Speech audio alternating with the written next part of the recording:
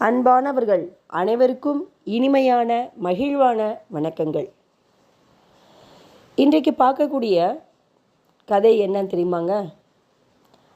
கிருஷ்ணதேவராயரோட அரண்மனைக்கு எல்லாரும் போகலாம் வாங்க, அங்கே என்ன நடக்குதுன்னு பார்க்கலாம். கிருஷ்ணதேவராயரின் அரண்மனையில் மதியுக மந்திரி அப்பாஜி இருந்தார். எதை கேட்டாலும் அதற்குரிய பதிலை கூறிவிடுவார். அந்த பதிலுக்கு மறுப்பு சொல்லி யாருமே சொல்ல முடியாது, அந்தளவு கரெக்டான பதிலாக இருக்கும். ஒரு நாள் கிருஷ்ணதேவராயரின் அரண்மனையில் அறிஞர்கள், பெருமக்கள், மந்திரி பிரதானிகள் என்று கூடியிருந்தார்கள். மனிதனின் மன இயல்பு பற்றி பேச்சு நடந்து கொண்டிருக்கிறது. அதில் பலரும் பலவிதமாக கூறுகிறார்கள். அப்பொழுது அப்பாஜி எழுந்து கூறுகிறார், ஒரு மனிதனின் மனம் எப்படியோ அப்படித்தான் உலகமும் என்று மக்கள் நினைப்பார்கள் என்று கூறுகிறார்கள். உலகில் ஒரு பிடித்த பொருள் மற்றொரு மனிதனுக்கு பிடிப்பதில்லை. ஒவ்வொரு மனிதனுக்கும் ஒவ்வொரு விதமாக தோன்றும் என்று அப்பாஜி ஆணித்தரமாக கூறுகிறார். அப்பாஜியின் வாதத்தை அரசர் ஒப்புக்கொள்ளவே இல்லை. மற்றவர்களும் அரசர் சொன்னதை ஆதரித்தார்கள். உடனே அப்பாஜி தான் கூறிய கருத்தை சில நாட்களில் நிரூபிக்கிறேன் என்று கூறினார். நாட்கள் உருண்டோடின. ஒரு நாள் அரசரும் அப்பாஜியும் மாறு வேடத்தில் வயல்வெளிக்கு உலாவ சென்றார்கள். அங்கு 3 பெண்கள் பேசிக்கொண்டு இருந்தார்கள். முதல் பெண் சொல்கிறாள், அந்த வயலை பார்த்து, இது முகத்துக்குத்தான் உதவும் என்றாள்.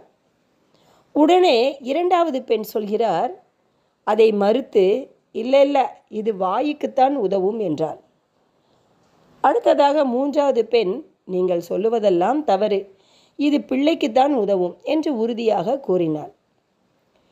பின்பு 3 பெண்களும் சென்ற பின் கிருஷ்ணதேவராயர், அவர்கள் பேசியது புரியவே இல்லையே, இதன் விளக்கம்தான் என்ன என்று அப்பாஜியிடம் கேட்டார்.